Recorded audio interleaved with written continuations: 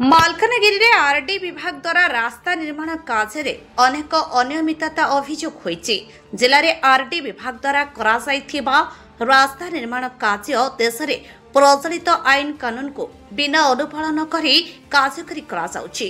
तुलसी पहाड़ बंडाघाटी नाकामामुड़ी रालेगड़ा रास्ता निर्माण पूर्व फॉरेस्ट विभाग क्लियरेंस सर्टिफिकेट न आनी हजार हजार विराटकाय गछ सबु काटिले।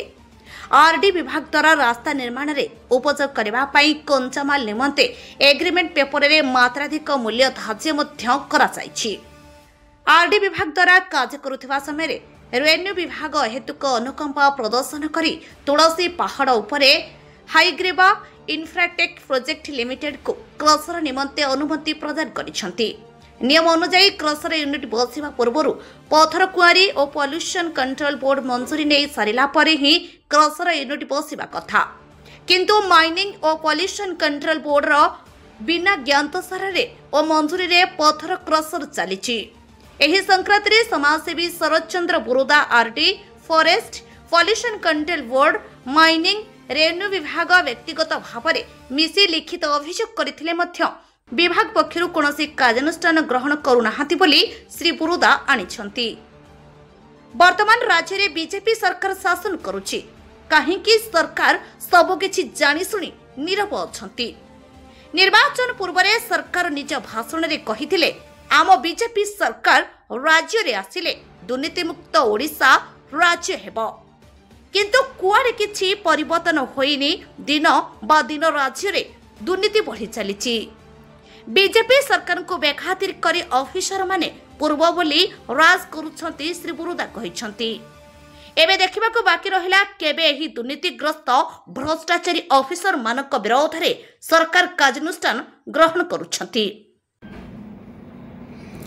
मालकानगिरी जिलार आरडी डिपार्टमेंट द्वारा रास्ता काम करा जाउथिबा माथली ब्लॉक अंतर्गत तुलसी पहाड़ ता संगे संगे चित्रकोंडा अंचल रालेगड़ा नाकामामुड़ी और बंडा हिल को जो रोड काम करा जाउची हजार हजार गछ काटिकिना रास्ता तैयारी करा जाउची। रास्ता करिबा पूर्वरु फॉरेस्ट क्लियरेंस सर्टिफिकेट नेबार आवश्यकता थाए, किंतु विभागीय अधिकारी माने सेति प्रति ध्यान दउनांती। फॉरेस्ट कंजर्वेशन एक्ट रो खुलमखुला उल्लंघन करछंती।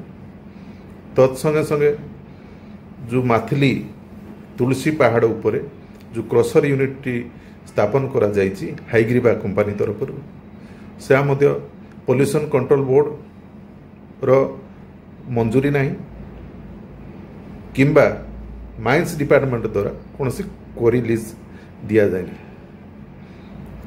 ए संक्रांत रे मु दीर्घ 2 मास तले विभागीय अधिकारी विशेष करी जंगल विभाग एवं आरडी डिपार्टमेंट एवं बाकी रेवेन्यू डिपार्टमेंट राज्य स्तरीय रीजनल एवं जिला स्तरीय समस्त अधिकारी को भेटी आ लिखित भाव में अभियोग मत करी, किंतु वर्तमान सुधा कौन सी पदक्षेप निया जाउ नहीं। तेणुक डेवलपमेंट वर्क हो जिले में आम स्वागत करुचु। ता माने नुह जे हजार हजार गछ काटी दिया जिवो, फॉरेस्ट कंजर्वेशन एक्ट को वायलेट करा जाउची, ता प्रति एक्शन निया जिवो नहीं। पॉल्यूशन कंट्रोल बोर्ड रो बिना ज्ञात सार रे माइनिंग रो बिना ज्ञात सार रे माइनिंग एक्टिविटीज करा जिवो, ब्लास्टिंग करा जिवो,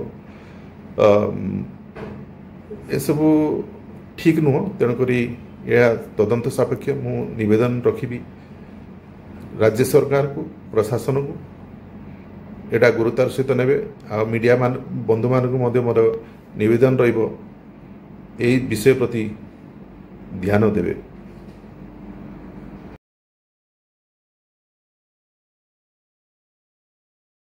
मालकानगिरी जिल्लारू गोविंदा मंडलଙ୍କ रिपोर्ट न्यूज ओडिया 30।